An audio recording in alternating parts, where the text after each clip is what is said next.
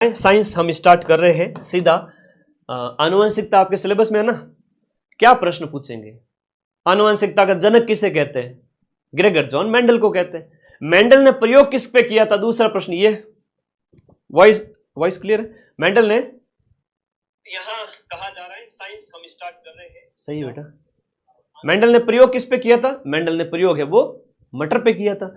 तो ये कई सारी चीजें हैं, हाँ ये पूछा जाता है। हाँ जी, ओके। अगला देखिएगा,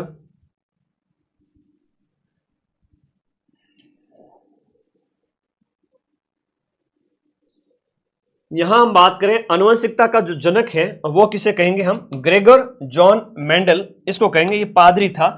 इसने सबसे पहले बताया कि भी पौधों के बेटे बेटे से बेटे पीढ़ियां कैसे चलती है, ये इसने कहा था सबसे पहले। उसके बाद में आनुवंशिक विज्ञान यानी जेनेटिक्स का जनक वही आपका ग्रेगर जॉन मेंडल को कहते हैं। और ये बोट वाले है ना, बदनाम करने के लिए आते हैं, ठीक है, बदनाम करने के लिए आते हैं कि इसके इतने लाइव दिखा देंगे, बच्चों को लगेगा कि ये तो फेक लाइव लाता है। अरे भाई, मेरे तो ऑलरेडी 4 से 5 हजार आधे दिन लाइव आते हैं, ठीक है, और तुम उसे 10 20 50 हजार एक झटके में लेके जाओगे। इतनी तो मेरे में भी बुद्धि है, लाखों बच्चों को पढ़ाता हूँ, मैं बंद नहीं करूंगा क्या? तो क्या डिफेम करने के लिए कि दिखा देवे एक झटके में, है ना, फिर अगर ये बौड़ा रहा इंसान लाइव लगा के लगा रहा तो हम इसका चैनल हैक कर देंगे। होता है, कोई नहीं, मुझे अच्छा लगा। एक और अच्छा अनुभव हुआ, मारवाड़ी में कहावत है, टकेरी हांडी फूटी पर कुत्ते की जात पहचानी। मिट्टी की हांडी है वो टके की थी, फूट गई, और जो डॉग है वो आया, उसने उसको तोड़ दिया, लेकिन पता चल गया कि डॉग अगली बार गलती कर सकता है, ठीक है, तो सावधान रहना डॉग से, वो वाली बात है। खैर छोड़ो। मेंडल ने अपने चिर प्रतिष्ठित वंशागति के नियमों को प्रतिपादित करने में जिस जीवधारी का इस्तेमाल किया था वो था गार्डन पी, यानी गार्डन पी मतलब आपका मटर को कहा गया। अगर मटर नहीं आए तो भी कंफ्यूज मत होना, इसमें अच्छा प्रश्न है, सिंपल सा पूछा जाता है, ध्यान रखना, ठीक है। क्वेश्चन नंबर 152, हमारे संविधान में आनुवंशिकता की इकाई को क्या कहते हैं? जो हमारे माता पिता से हमारे गुणों, माता पिता की जो विशेषताएं, गुण हैं, लक्षण है, वो हमारे में लेके आता है, तो वो है जीन है। वो क्या है? जीन है, जो पीढ़ी दर पीढ़ी ट्रांसफर होते रहते हैं। मेंडल के आनुवंशिकता के सिद्धांत कौन से जनन पर आधारित हैं?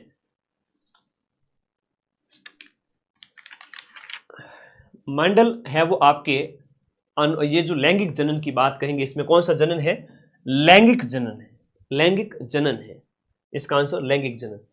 जीन क्या है? जीन आपका डीएनए जो है, डीऑक्सी न्यूक्लिक अम्ल जो है, डीएनए उसका एक पार्ट होता है, और वो हमारे आनुवंशिकता की इकाई है। और टॉपिक हम पढ़ रहे हैं आनुवंशिकता। आनुवंशिकता से कई सारे प्रश्न मैं आपके लिए लेकर आया हूं, ठीक है। आगे देखिएगा, जीन है वो डीएनए का पार्ट हो जाता है। क्वेश्चन नंबर 155 में देखिएगा, जीवों में आनुवंशिक लक्षण संतान में कैसे ले जाए जाते हैं? देखो, क्रोमोसोम के द्वारा, है ना, जीन, क्रोमोसोम, ये सब आपको याद रखने पड़ेंगे। क्रोमोसोम के द्वारा आपके लक्षण आपके आगामी पीढ़ी में चलेंगे, ये वाली बात है। गुणसूत्रों का वंशानुगत सिद्धांत है। देखो, गुणसूत्र का कह रहा है, गुणसूत्र का जो वंशानुगत सिद्धांत है, गुणसूत्र का वंशागत सिद्धांत है, वो शूटन और बेवेरी के द्वारा दिया गया। ये मेंडल वाला नहीं होगा, यहां पर क्या होगा? शूटन और बोवेरी होगा, गुणसूत्र का वंशानुगति का सिद्धांत। जीन अणु यानी डीएनए की संरचना को सबसे पहले किसने रेखांकित किया था? डीएनए की संरचना को सबसे पहले आपके वाटसन और क्रिक के द्वारा, वाटसन और क्रिक के द्वारा सबसे पहले, वाटसन और क्रिक। अब इसमें एक प्रश्न यह आता है कि इसमें 4 प्रकार के क्षार पाए जाते हैं, 4 क्षार पाए जाते हैं आपके किसके? डीएनए के अंदर। एक तो है आपका एडिनिन, दूसरा है आपका थाइमिन, तीसरा है आपका ग्वानिन, और चौथा है आपका साइटोसिन। तो डीएनए के अंदर है वो आपके ये 4 क्षार पाए जाते हैं, ध्यान रखिएगा। डीएनए में मौजूद जो शर्करा है, डीएनए की जो शर्करा है वो क्या कहलाती है? डीएनए की शर्करा है आपके डीएनए के अंदर ही छुपी हुई, नाम याद करो, ये डीऑक्सीराइबोज, डीऑक्सीराइबोज इसकी शर्करा है, इससे बाहर प्रश्न जाएंगे ही नहीं। राइबोजाइम्स होते हैं, सबको पता है, पेपर में मिला दूंगा तो फिर रोकने के प्रयास भयंकर किए जा रहे हैं, वाह भाई वाह। 159 की बात करें, राइबोजाइम्स होते हैं, राइबो न्यूक्लिक अम्ल। अब इसका आरएनए का फुल फॉर्म क्या होता है? राइबो न्यूक्लिक अम्ल होता है। तो आरएनए के अंदर है वो राइबोजाइम्स पाए जाते हैं। नेक्स्ट 160 देखिएगा, साधारण मानव के अंदर गुणसूत्र कितने होते हैं? 23-23 के जोड़े के अंदर आपके 23-23 के जोड़े के अंदर कहेंगे आपके 46 होते हैं मानव के अंदर गुणसूत्र। अगर गुणसूत्रों की कमी हो जाए ना तो फिर विकार पैदा होते हैं भयंकर वाले। और ये जो बोट लगाने वाले हैं इनके गुणसूत्रों में विकार पैदा हो गया है, पता नहीं कैसे कैसे पैदा हो गए। तो ये गुणसूत्रों का विकार है, ठीक है। हाँ, ये हैकर को गुणसूत्र का विकार है। आगे देखो, हमारे शरीर का अधिकतम भार कितना है?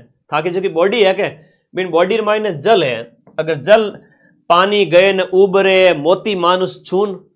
हाँ, शरीर में पानी है वो आपका सबसे ज्यादा होता है, ये याद रखना। क्वेश्चन नंबर 161 में लगभग हम बात करें तो 60 से 65% तक होता है, 70% भी कह सकते हैं, लेकिन 60 से 65% है वो जल होता है। हमारी बॉडी के अंदर क्या होता है? जल होता है, याद रखना।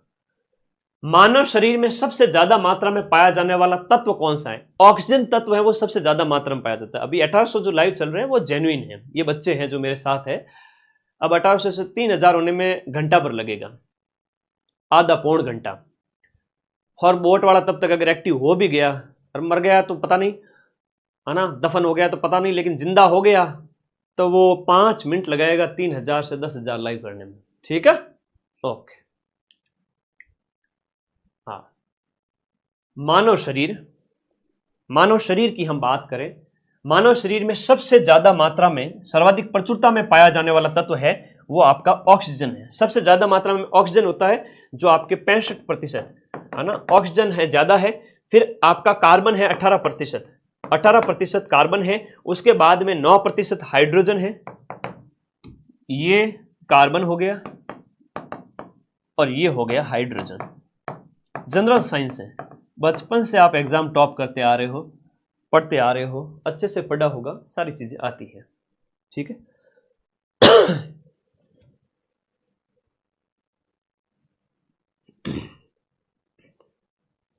मानव कंकाल में देखो, मानव शरीर तंत्र, ये तुम्हारे सिलेबस में लाइन लिखी हुई है।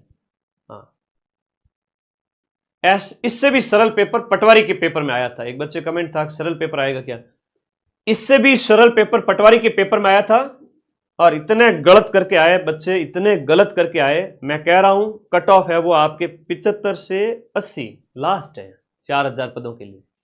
300 में से 75 से 80 लास्ट है, यानी कि 225 से 235, 230, 235, 36, 38, 37, 230, 35 लास्ट है।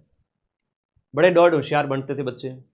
क्या होता था जाके, ये तो आवे मन, वही आवे यूं कर इतना गलत करना यार। मैथ करना, इंग्लिश करना, हिंदी करना, तुम्हारे कठिन आएगी मैथ, इंग्लिश, हिंदी। जीके तो इतना सिंपल आएगा, यही क्वेश्चन आने हैं। मैं जानबूझ के कठिन नहीं दे रहा हूं भाई, क्वेश्चन तो इसी में से आना है। बाकी मैं विद्वान बनने के चक्कर में और कठिन से कठिन दे दूं, क्वेश्चन आवे नहीं एक, बाकी क्वेश्चन यही आएंगे। मैथ इंग्लिश जो अच्छा करेगा वो सिलेक्शन लेके जाएगा। 50,000 सीट पड़ी है, मैथ को छोड़ भी दोगे तो भी सिलेक्शन हो जाएगा।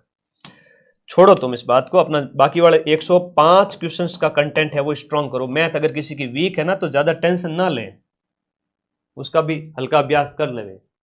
मानव कंकाल में अब तक ज्ञात हड्डियों की संख्या 206 है। 206 हड्डियां हमारे शरीर में कंकाल में होती है, 206। उसके बाद में मानव शरीर की सबसे छोटी हड्डी कौन सी है? मानव शरीर की सबसे लघुत्तम हड्डी है वो कान में पाई जाती है। लघुत्तम मतलब कि सबसे छोटी, और सबसे छोटी हड्डी है, यही प्रश्न है जो बार बार रिपीट होते हैं, यही प्रश्न है जो बार बार रिपीट होते हैं। सबसे छोटी हड्डी की बात करें, इसका नाम है स्टेपीज। स्टेपीज है जो आपके कान के अंदर पाई जाती है ना। और एक आता है फीमर का प्रश्न। फीमर जो है वो आपके जांग में पाई जाती है, जो सबसे बड़ी हड्डी है। फीमर है वो आपके कहां पर? जांग में है, जो सबसे बड़ी है। और एक आता है जबड़े का जो हड्डी है, वो वाला प्रश्न आता है, जबड़े की हड्डी। जबड़े की हड्डी क्या है? सबसे मजबूत हड्डी में आ जाता है, ये सबसे बड़ी है। तो एक ही प्रश्न में 3 क्लियर करा देता हूं। सबसे बड़ी जो हड्डी है वो ये है, और सबसे मजबूत आपसे पूछे तो वो जबड़े वाली है ना, ठीक है। हाँ, जबड़े की हड्डी वो सबसे मजबूत, जबड़ा अगर हम कहें मगरमच्छ जैसे का तो बहुत मजबूत होता है, ठीक है। हाँ, ये 3 प्रश्न याद रखना। अगला देखिएगा, मनुष्य की खोपड़ी में कुल कितनी अस्थियां होती है। हमारी खोपड़ी के अंदर अस्थियों की संख्या कितनी होती है, वो हमारे ये जो है संख्या 28 होती है। खोपड़ी, देखो खोपड़ी में हड्डियों की संख्या कितनी है, मेरु रज्जु में कितने जोड़े होते हैं, और मानव शरीर में कितनी हड्डियां होती हैं, हड्डियों का एक सामान्य ढांचे का मानव कंकाल तंत्र तो पढ़ना ही पड़ेगा, सिलेबस में है आपके, ठीक है। ओके, तो ये 28 हो गया, 28 हड्डियां होती है खोपड़े में। अब एक प्रश्न ये भी आता है, कपाल क्रिया क्यों करते हैं। जब किसी का निधन हो जाए तो कपाल क्रिया करते हैं। कपाल क्रिया का मतलब मृत व्यक्ति का सिर तोड़ा जाता है डंडे से, मजबूत डंडे से उसका माथा तोड़ा जाता है, और यह क्रिया अमूमन बड़े बेटे के द्वारा की जाती है। इसे कपाल क्रिया कहते हैं, क्योंकि जो है वो मस्तिष्क की हड्डी जलेगी नहीं तो मुर्दा जलेगा कैसे। तो ये कपाल क्रिया कल्चर का पार्ट है। राजस्थान की कल्चर के अंदर हम पढ़ते हैं कि कपाल क्रिया करते हैं, और ये हमारा क्या है, एक संस्कार है। तो ये हड्डियां तोड़नी पड़ती है, 28 हड्डियां, ठीक है, तब जलता है वो शव, वरना जलता नहीं है। तो ये याद रखना कि निम्न में से कौन सा लवण मानव हड्डियों में सबसे ज्यादा मात्रा में पाया जाता है। मानव हड्डियों में सबसे ज्यादा मात्रा में पाया जाता है वो कैल्शियम फॉस्फेट है।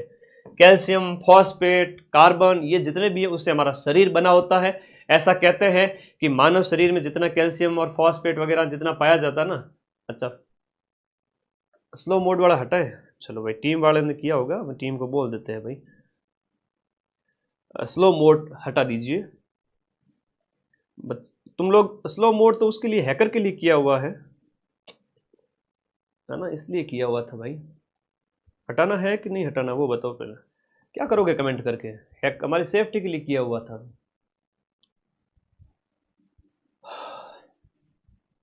कैल्शियम और कैल्शियम फॉस्फेट की हम यहां पर बात करेंगे क्वेश्चन नंबर 166 के अंदर। क्वेश्चन नंबर 167 जो है इसका आंसर करिएगा कि मनुष्य के शरीर में पसलियों के कितने जोड़े हैं। आपकी जो हड्डी पसली ये कर दूला, क्या क्या मारवाड़ी में कहावत है, हड्डी पसली ये कर दूला। पसली पसली है वो 12x2 होती है। 12x2 मतलब 24 पसलियां होती है। ये पसलियां आपके डायफ्राम की रक्षा करती है ना। ये पसलियां यहाँ होती है, कई बार आप दबा के देखो आपकी पसलियां दिखेगी, कई बार चोट भी आ जाती है। तो ये पसलियां होती है जो डायफ्राम की, फेफड़ों की नीचे जो है रक्षा करती है, आपके जो तंत्र होता है श्वसन तंत्र, उसकी रक्षा होती है। क्वेश्चन 168 है, यहां पर क्वेश्चन नंबर 168 में देखिएगा, अल्फा क्रिएटिन एक प्रोटीन है। अल्फा क्रिएटिन एक प्रोटीन है जो आपके त्वचा में उपस्थित होता है। कहां उपस्थित हुआ, आपकी त्वचा में उपस्थित होता है अल्फा क्रिएटिन प्रोटीन। अब इससे क्या होता है कि आपके बाल हैं, नाखून हैं, ये सब बढ़ते हैं, बाल और नाखून वगैरह इसी से बनते हैं, ये याद रखिएगा। निम्न में से कौन सा पौष्टिक तत्व दांत और हड्डी के निर्माण की मजबूती के लिए जरूरी नहीं है।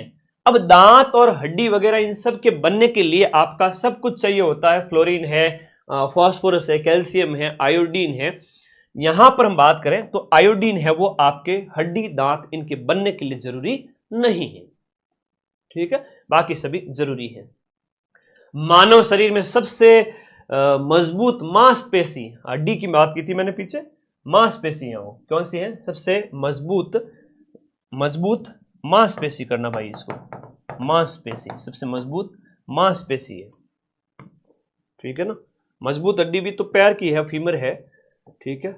आगे देखिएगा, मानव शरीर में सबसे मजबूत मांसपेशियां कहां होती है, जबड़े के अंदर होती है मजबूत मांसपेशियां, क्योंकि पकड़ बनाने के लिए जरूरी है, मगरमच्छ की तरह जबड़ा।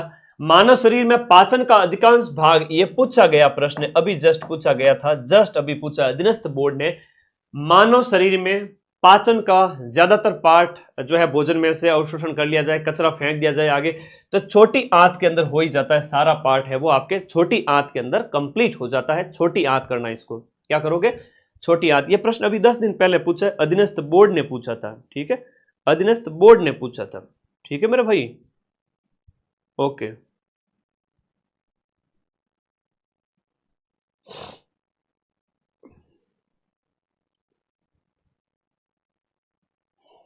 ये जेन्युइन लाइव देखो बच्चे 1500 से 2000 2500 आए हैं, अभी आधे घंटे तक धीरे धीरे 3000 भी आएंगे।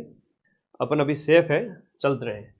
छोटी आंत, उसको भी उसकी औकात पता चल गई कि भाई यहां पर कंगाली होने वाले हैं। मदन सर तो डरने वाला नहीं है। आ जाओ। एक प्रश्न ये है, कड़वाहट के लिए मानव जीभ का कौन सा संवेदनशील क्षेत्र है? तो लोग हमारे आगे तो रहते हैं मीठे, लोग हमारे आगे क्या रहते हैं, हमारे आगे तो बोलेंगे बड़ा मीठा बोलेंगे, और पीठ पीछे हमारी बुराई करेंगे, कड़वे बोलेंगे, वो तो यूं है वो यूं। तो जीभ में देखो सबसे पीछे वाले भाग में आपको कड़वापन महसूस होगा। आप कड़वी चीज करेले को लेके आगे वाले भाग पे लगाओ, आपको पता ही नहीं चलेगा करेला क्या है, कड़वा है। करेले को कभी टच करना या कच्ची निम्बोड़ी जो होती है ना, उसको आगे वाले भाग पे टच करना, आपको कड़वापन खारापन फील होगा ही नहीं। मीठा जो है ना, मिठाई, अब मिठाई को आप पीछे लगा के देखो जीभ के सेंटर में या थोड़ा आगे, आपको मीठापन लगेगा ही नहीं। ठीक है, तो मीठापन कहां लगेगा, आगे। तो लोग है ना लकड़ोरा लाडा है, लोग हैं वो लखनौरे लाडे हैं, और अपर आगे तो रहे मीठा, अन अपर लारे करे हमारी बुराई, पीठ पीछे करते हैं हमारी बुराई। ठीक है, हाँ, पीठ पीछे करते हैं बुराई और आगे रहते हैं मीठे। तो ये लक्षण तो उनकी जो जीभ है ना उसके अंदर होते हैं।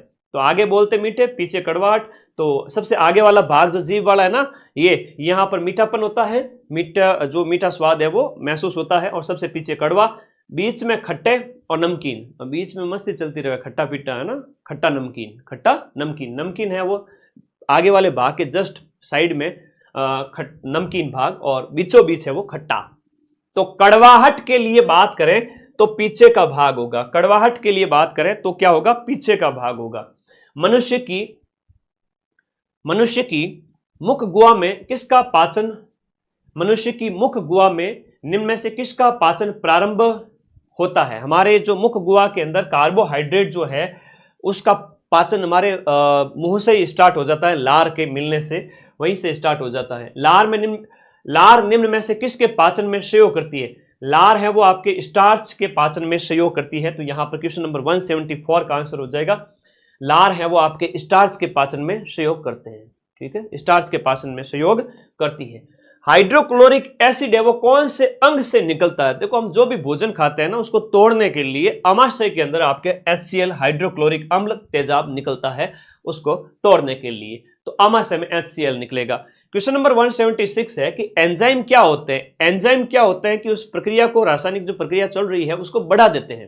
ठीक है, उसको बढ़ा देते हैं। जैव उत्प्रेरक होता है, ये जैव उत्प्रेरक होता है। एंजाइम क्या होता है? बायो उत्प्रेरक या जैव उत्प्रेरक होता है। क्वेश्चन नंबर 177 देखिएगा, मानव शरीर में प्रोटीन का पाचन निम्न में से कौन से अंग में प्रारंभ होता है? प्रोटीन है वो आपके आमाशय में पचनी शुरू होती है। प्रोटीन की बात करें, आमाशय में पचनी स्टार्ट होती है। आप देखते हो दूध का जो पाचन है छोटे बच्चे में ज्यादा होता है, बड़ों में नहीं होता है। एशिया में विशेष रूप से नहीं होता है, एशिया के लोगों के अंदर, क्योंकि दूध को पचाने के लिए जो चाहिए होते हैं, जो दूध की कैसीन जो होती है ना, कैसीन प्रोटीन को पचाने के लिए जो रेनिन है वो स्त्रावित छोटे बच्चों में ज्यादा होता है, बड़ों में नहीं होता है। इस वजह से बड़े लोग दूध से भाग जाते हैं, दूध पीते नहीं है हम, यही कारण है। और ये प्रश्न एग्जाम में पूछा गया था। 4th ग्रेड तो आराम से निकाल सकते हैं बेटा,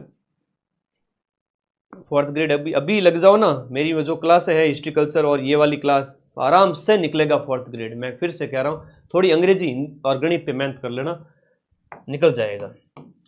इतने समय से पढ़ते आ रहे हो, क्यों नहीं निकलेगा? मानव शरीर की सबसे बड़ी ग्रंथि, मानव शरीर का सबसे बड़ा अंग भी कह सकते हैं। अंग तो हालांकि त्वचा को कहते हैं, पर ग्रंथि है वो शरीर के अंदर है, वो शरीर के अंदर का भाग, सबसे अंदरूनी सबसे बड़ा भाग है वो आपका लीवर होता है, यकृत होता है, याद रखना। फिर 179 जो है, विटामिन क्या होते हैं? विटामिन आपके कार्बनिक यौगिक है। जो सिलेबस में दे रखा है मैं वही क्वेश्चन लेके आया हूं, और जो बार बार पूछे गए हैं, कार्बनिक यौगिक होते हैं। विटामिन क्या है? कार्बन के यौगिक होते हैं। निम्न में से कौन से विटामिन वसा में घुलनशील है? वसा मतलब आपके घी, तेल वगैरह, इनमें कौन से विटामिन है वो घुल जाते हैं? और घी वगैरह तुम लोगों को ज्यादा एकदम उड़ेल दिया जाए तो ए देख के चल भाई, ए देख के, तो विटामिन ए देख, ए, डी, ई और के ये वसा में घुलनशील है। और पानी की बात करें, बी और सी ये पानी में घुलनशील है, बी और सी। और ए देख वसा, ए, डी, ई और के। ये बड़ा कॉमन क्वेश्चन है जो बार बार आता है एग्जाम के अंदर, ठीक है। विटामिन सी का सबसे बेस्ट स्रोत कौन सा है? हम खट्टी चीजें जो भी है विटामिन सी के स्रोत है, खट्टी चीजें जितनी भी है विटामिन सी के स्रोत है 181। निम्नलिखित में से किस विटामिन की कमी से खून का धक्का धीरे धीरे बनने की बीमारी होती है? खून का धक्का है वो धीरे बनता है, खून का धक्का धीरे बनता है, ब्लड निकलता ही चला जाता है। कौन से विटामिन की कमी से? विटामिन के की अगर कमी हो जाए तो रक्त का थक्का बनना बंद हो जाता है, और ये विटामिन अगर कम हो गया और आपके थोड़ी सी भी चोट लगी तो ब्लड निकलता जाएगा, आपकी डेथ भी हो सकती है। इसलिए इस विटामिन को बॉडी के अंदर बढ़ाना है। फिर आगे देखो, विटामिन डी की कमी से कौन सा रोग हो जाता है? विटामिन डी की कमी से आपका ये भी होता है, रिकेट्स भी होता है, और हड्डियां कमजोर हो जाती है। मान लो ऊंचाई से अगर कोई कूद गया तो उसकी हड्डी टूट जाएगी, तो ऑस्टियोपोरोसिस होता है जिसमें अस्थि भंगुरता कहते हैं, जिसको हड्डी कमजोर हो जाती है। और रिकेट्स है, ये भी हड्डियों का रोग है। तो ए और सी होता है, इसका आंसर ए और सी दोनों है, ठीक है। बाकी मैं एक फोटो लगा दूंगा विटामिन वाली, शायद मैंने कल डाउनलोड की थी विटामिन्स वाली, विटामिन्स की मैंने कल डाउनलोड की थी फोटो एक।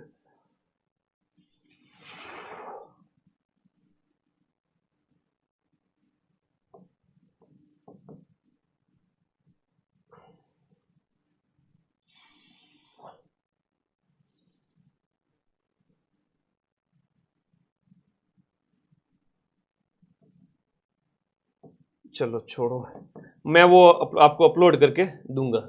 ये अभी नहीं मिल रही मुझे, मैं वो फोटो लगा दूंगा जिसमें जितने भी विटामिन है उनकी कमी से होने वाले जो रोग है वो आपके बता दिए जाएंगे एक शॉर्ट फोटो के अंदर, ठीक है। ओके, अगला प्रश्न देखो रे, विटामिन की कमी वाला हो गया।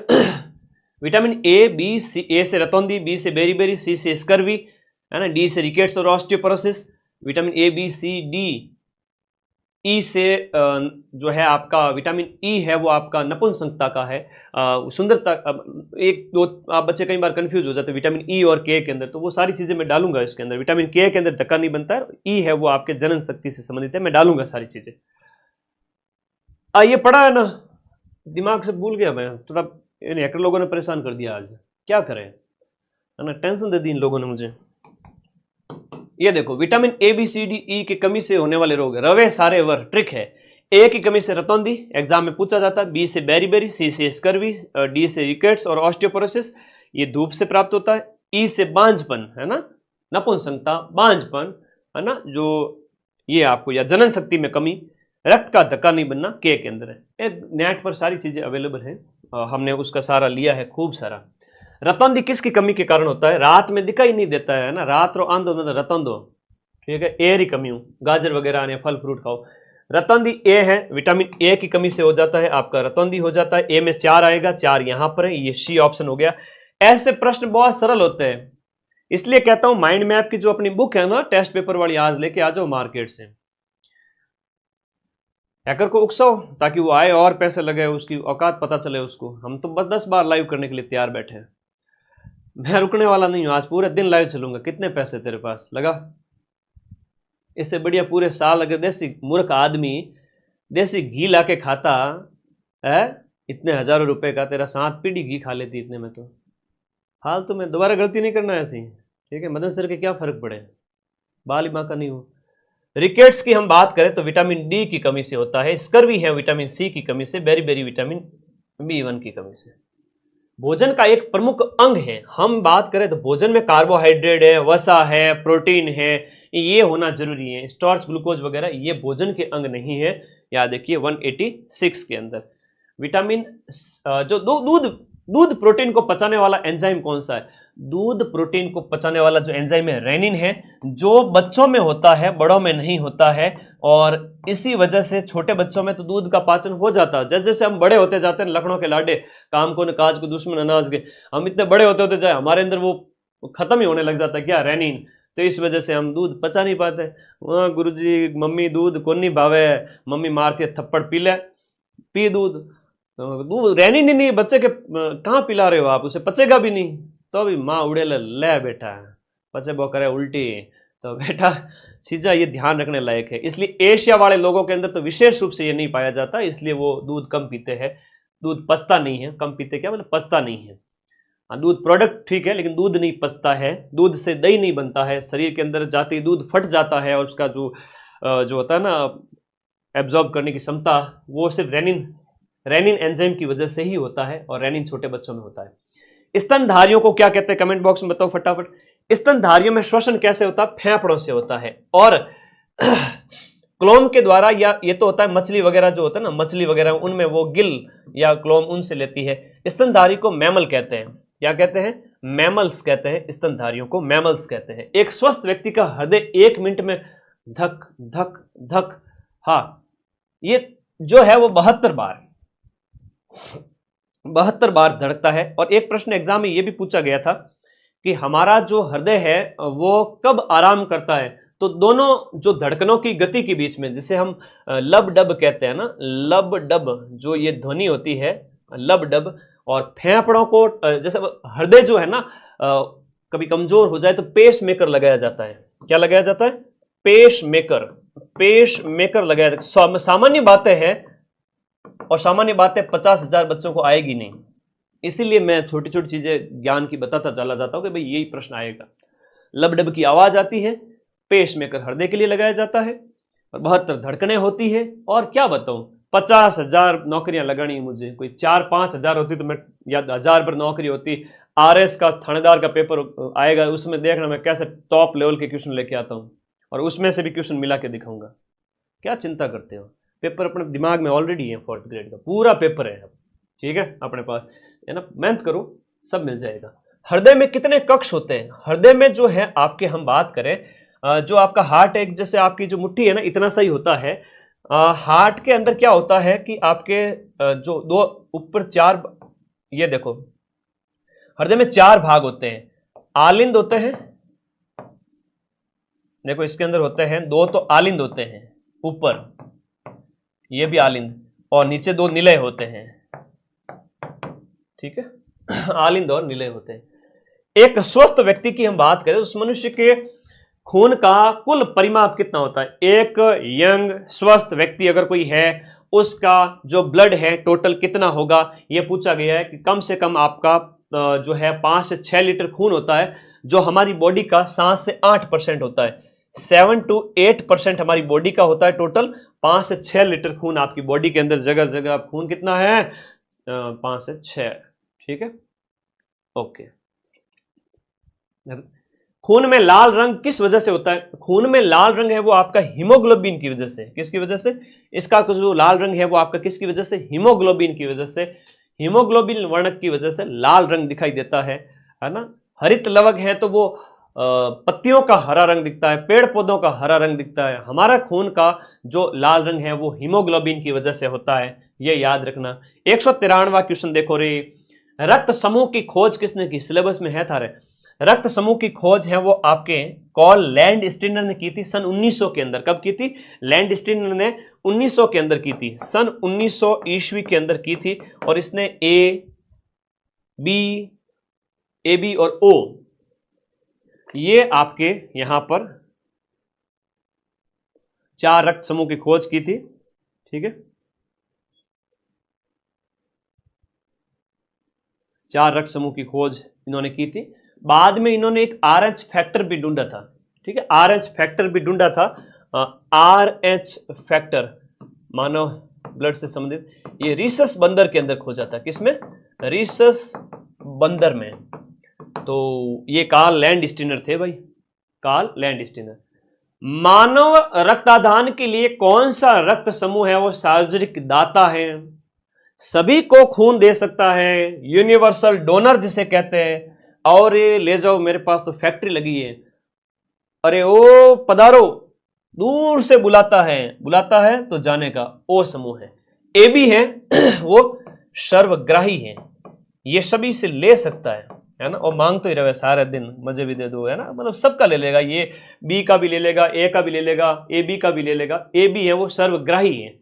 सार्वभौमिक स्वीकारी जिसे कहते हैं या सर्वग्राही जिसे कहते हैं, वह सर्वग्राही कौन सा हो गया, ए बी ग्रुप वाला है, वो सबसे ब्लड ले सकता है और ओ सबको दे सकता है। मानव के मूत्र का रंग है वो पीला क्यों होता है? तो कुछ ना कुछ वर्णक पाया जाएगा, इस वजह से होगा। जैसे हीमोग्लोबिन की बात की तो वो ब्लड के अंदर बात करी, यहां पर यूरोक्रोम वर्णक है, इस वजह से आपके मूत्र का रंग है वो आपके कैसा होता है? पीले कलर का होता है। आगे देखिएगा, मनुष्य शरीर में खून की शुद्धिकरण की प्रक्रिया को डायलिसिस कहते हैं। कई बार खून है वो बार बार चढ़ता रहता है, विशेष रूप से ब्लड कैंसर वगैरह में, तो डायलिसिस की प्रोसेस होती है, तो कहते हैं कि भाई उसका डायलिसिस चल रहा है, पूरा खून है वो चढ़ाया जाता है, तो खून की शुद्धिकरण करना वगैरह ये प्रोसेस डायलिसिस कहलाती है, डायलिसिस कहलाती है। अगला देखिएगा, यूरिया किसके द्वारा, यूरिया है वो किसके द्वारा अलग किया जाता है? यूरिया जो है आपका गुर्दा है ना, जो वृक्क होते हैं है ना, 2 वृक्क होते हैं। बाकी मैं राहुल सर की एक अलग से क्लास लगाऊंगा, हालांकि 4th ग्रेड में इतनी आवश्यकता तो नहीं है, बहुत सामान्य से साइंस आएगी। मैं राहुल सर को बोलूंगा 3-4 घंटे के अंदर अंदर सब करा दें, 200-300 क्वेश्चन साइंस के सामान्य क्वेश्चन, ठीक है। बाकी यही क्वेश्चन आ रहे हैं, कोई दिक्कत वाली बात नहीं, सेम टू सेम। वृक्क है वो आपका जो इसके लिए, यकृत अलग है ना, लीवर अलग है, ये किडनी होती है, गुर्दे हैं वो आपके किडनी होती है, ठीक है। अगला देखो क्वेश्चन 199, मानव गुर्दे में बनने वाली पथरी, हमारे गुर्दे में पथरी बनी होती है, वो किसकी बनी होती है? कैल्शियम ऑक्सलेट की बनी होती है। पथरी किसकी होती है? कैल्शियम ऑक्सलेट की पथरी बनी होती है, याद रखिएगा। मनुष्य के अंदर कितने जोड़ी कपाल तंत्रिकाएं पाई जाती हैं? कपाल तंत्रिकाएं हमारे शरीर में कपाल तंत्रिकाएं हैं वो 12 पाई जाती हैं, यह याद रखिएगा। और स्पाइनल कॉर्ड के अंदर ये 31 होती हैं। स्पाइन अंग्रेजी में जिसे हम स्पाइन कहें, स्पाइन या हम मेरु दंड जिसे हम कहते हैं, हमारी रीढ़ की हड्डी के अंदर 31 होती है, ये ध्यान रखना। और कपाल तंत्रिकाएं हम बात करें, कपाल के अंदर 12 तंत्रिकाएं। सामान्य मानव शरीर का तापमान कितना होता है? मानव शरीर का तापमान कितना होता है? कई बच्चे कहते हैं सरल सरल प्रश्न है सर, तो इसका आंसर दे दो भाई, दे दो इसका आंसर। हाँ आंसर दो इसका, फिर फटाफट आंसर दो, मैं पानी पी लेता हूं, आंसर दो इसका।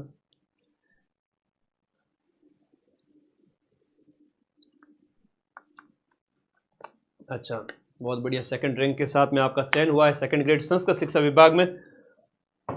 चलो आइए, आपने मेहनत की, हमारी कक्षाएं आपके काम आई, उतना हम आप लोगों ने मेहनत की। कक्षाएं तो हम लाखों बच्चों को देते हैं, लेकिन जो मेहनत करेगा वो सिलेक्ट होगा। नहीं दे रहे आंसर, नहीं दे पा रहे हो आप, क्योंकि इसमें आंसर है ही नहीं, तो कैसे दोगे? इसमें से कोई भी नहीं होगा, ठीक है, याद रखना। तो क्या होगा सर? देखो 98.6 डिग्री फ़ारेनहाइट होता है। डिग्री सेल्सियस की बात करें तो 37 डिग्री सेल्सियस होता है, और 310 केल्विन होता है, ठीक है, ये याद रखना। बच के गुरुजी पेपर तो सरल कणवावे एग्जाम हॉल में बैठे तब तो सरल पेपर होता है, एग्जाम हॉल से बाहर निकलते हैं तब 5 प्रश्न गलत होते हैं, फिर बस में बैठते हैं 5 प्रश्न और गलत होते हैं, फिर हमारी आंसर की देखते हैं तो कहते गुरुजी ये तो रियलिटी तो अब जाके पता चली और गलत हो गए। तो कदे भी ज्यादा खुश नहीं होना। दुखेश्वनु द्विग्न मना सुखेशु विगत स्प्र वितराग भय क्रोध स्थित धीर मुनि रुच्यते।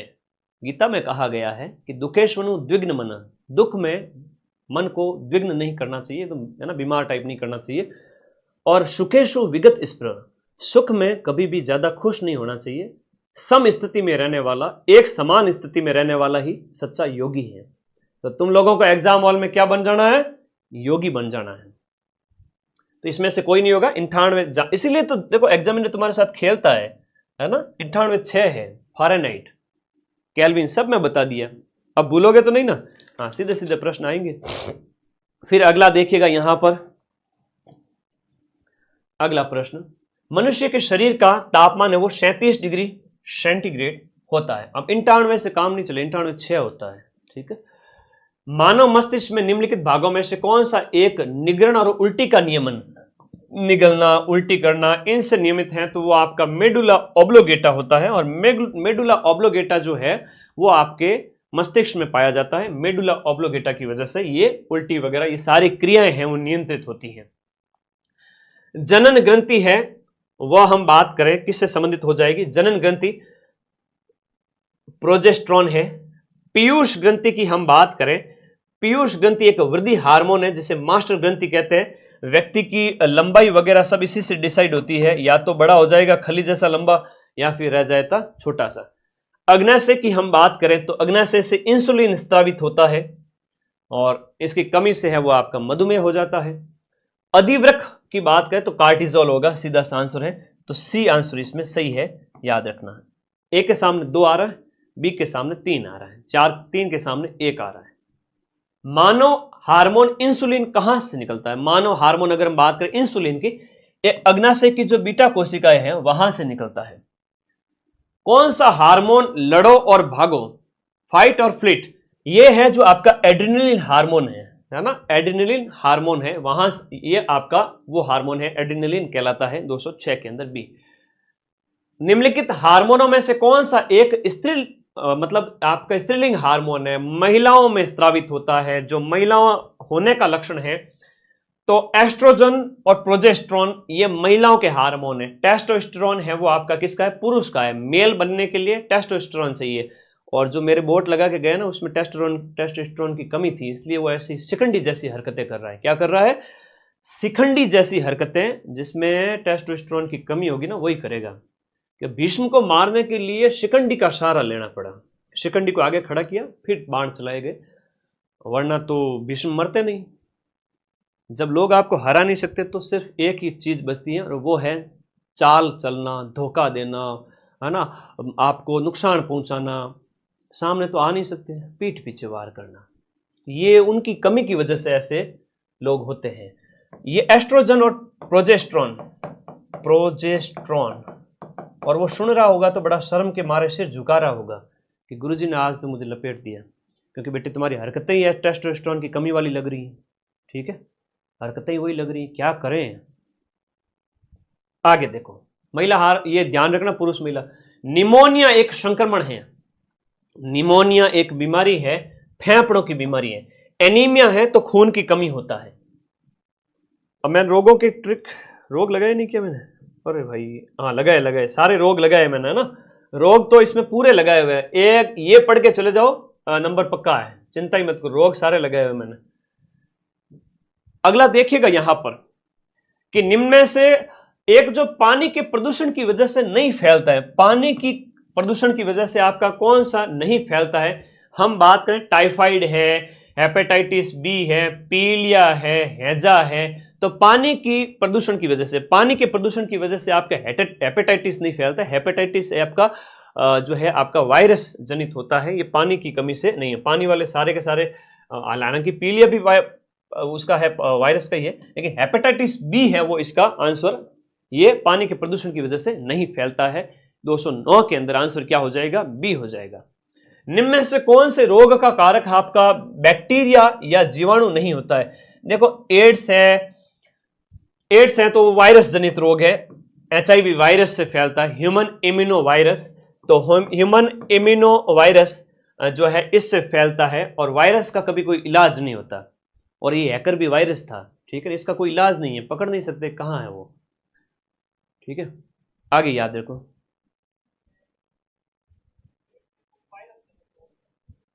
वायरस से फैलता है, ह्यूमन इम्यूनो वायरस। सही चल रही क्लास, कोई दिक्कत नहीं बेटा, कमेंट ढंग से किया करो।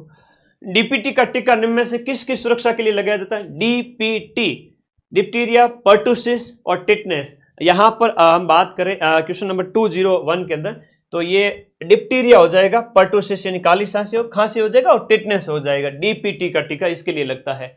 एथलीट फुट की बीमारी किससे होती है? तो ये एथलीट फुट है वो कवक की वजह से होता है, फफूंद की वजह से होता है। कवक और फफूंद की वजह से पांव सूज करके मोटा हो जाता है। मलेरिया की वजह से आपके शरीर के किस अंग पर जोर पड़ता है? मलेरिया अगर आपको हो जाए तो यहां पर बताओ इसका आंसर। बड़ा अच्छा प्रश्न है, आंसर करो सभी बच्चे। मलेरिया की कमी, मलेरिया होने से आपका प्लीहा यानी कि तिल्ली पर जोर पड़ता है। प्लाज्मोडियम परजीवी किसका वाहक है? अब प्लाज्मोडियम परजीवी है उसको कौन लेकर आता है? मादा एनाफिलीज है, वो मच्छर है, उसमें भी मादा है ना, मादा एनाफिलीज, मादा एनाफिलीज। और मादा एनाफिलीज जो है वो मलेरिया की वाहक होती है। मलेरिया के इस परजीवी की प्लाज्मोडियम को लेके आती है और हमारे शरीर में इंजेक्शन लगा के चली जाती है कि ले मलेरिया हो जाए तुझे, वो मादा एनाफिलीज है। ठीक है, अगला देखो, कौन सा रोग प्रोटोजोआ के द्वारा होता है? प्रोटोजोआ, परजीवी, परजीवी प्रोटोजोआ की बात करें तो जॉन्डिस वगैरह तो मतलब पीलिया होता है ना, कॉलेरा वगैरह हैजा होता है, ये सब आपकी वायरस हो गया, पोलियो हो गया, वो जॉन्डिस मतलब पीलिया होता है, ठीक है, जॉन्डिस मतलब पीलिया होता है, पीलिया अलग है और पोलियो अलग है। तो कोलेरा हैजा हो गया, तो मलेरिया आपका क्या है? परजीवी, इससे होता है परजीवी, परजीवी या प्रोटोजोआ एक ही है। पीलिया से कौन सा अंग प्रभावित होता है? Question number 216। पीलिया में क्या होता है कि आपका यकृत की, लिखेगा बिलीरुबिन जो है, रक्त खून से, हमारे खून से बिलीरुबिन का खून से अवशोषण बंद हो जाता है यहां पर, और पीला वर्णक फैल जाए, उस वजह से पूरा शरीर पीला दिखाई देता है, ये इसके लिए जिम्मेदार होता है, ठीक है। तो बिलीरुबिन यहां पर इसका आंसर हो गया, पीलिया। अब ये देखो साइंस पूरी हो जाती है, और साइंस पूरी होने के साथ में मानव रोग की हम बात करें, और मानव रोग के जो प्रश्न है वो मैं लेके आया हूं, मानव रोग की एक शॉर्ट ट्रिक के साथ में, ताकि क्या है कि बच्चे अगर देख लेवे ना तो उन्हें मानव रोग है वो आसानी से याद हो जाए, ठीक है, मानव रोग उन्हें आसानी से याद हो जाए, इसलिए ये बहुत जरूरी है। आगे देखिएगा,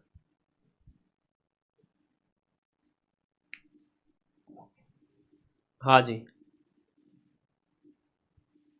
तो कौन से रोग का कारक है? वो जीवाणु नहीं होता है, तो एड्स का सही तो लिखा है, फिर के 210 वापस देखो क्या देखें हैं, एड्स ही तो होगा, एड्स विषाणु से होता है, वापस देखो, पढ़ाई तो करते हो नहीं, आगे आज जो होशियार बने, क्वेश्चन का आंसर दिमाग में दो। अब देखो, बैक्टीरिया से होने वाले रोग, यानी कि जीवाणु से होने वाले रोग, जीवाणु से होने वाले रोगों की हम बात कर रहे हैं यहाँ। बैक्टीरिया मतलब क्या हो गया? बैक्टीरिया मतलब कई बच्चों को होता है कि पता ही नहीं चलता है बैक्टीरिया जीवाणु सर क्या है, समझ में नहीं आवा, तो एक ही है, ठीक है। अब इसमें क्या है कि जीएसटी पंडित का टिक्का न्यू, ऐसी ट्रिक चलती रहती है, तो हम इसको भी ले आए हैं साथ में। तो गोनेरिया है, सिफिलिस है, टाइफाइड है, प्लेग है, डिप्थीरिया है, तपेदिक है, टिटनेस है, निमोनिया है, हैजा है, मोतीजरा है, डायरिया है ना, डायरिया, दस्त लगना, कुष्ठ रोग है, डिप्थीरिया है, सिफिलिस, बोटेलिज्म है, बोटेलिज्म हो गया, बोटेलिज्म, निमोनिया है, गोनेरिया हो गया, ये सारी बीमारियां। रेखा हमें हिट करके पीछे छोड़ गई, ये किसकी ट्रिक है सर? अरे ये ट्रिक है विषाणु यानी वायरस की। रेखा से हो गया रेबीज, ख से खसरा, ह से हर्पीज, हर्पीज भी एक वायरस जनित जननांग रोग होता है, और मेनिंजाइटिस मस्तिष्क बुखार होता है, हेपेटाइटिस वायरस है, ट्रेकोमा आंख की बीमारी है, पोलियो हो गया, एड्स, चेचक और छोटी माता छोड़ गई, ड से डेंगू, और गलसौंद और इन्फ्लुएंजा, जो ये इसके जिम्मेदार हैं। प्रोटोजोआ से होने वाले रोग है कि जो परजीवी या प्रोटोजोआ से, ट्रिक है कि पापा काम पे सोते हैं, प से प्रोटोजोआ, तो पायरिया है, कालाजार है, और मलेरिया इसमें तुमसे पूछते हैं, याद रखना। आनुवंशिक रोगों में वही क्लिप वही डांट, तो ट्रिक ऐसी बनाई हुई है, वह से वर्णांता, haemophilia, Klinefelter, Patau syndrome, Down syndrome, Turner syndrome, ये सारी चीजें याद रखना। कवक एक गंदा खाद है, तो कवक से होने वाले रोगों में किसी के बाल झड़ जाए, गंजापन है, एक्जिमा है, दाद, खाज, खुजली और दमा, ये सब उसके लिए जिम्मेदार होते हैं।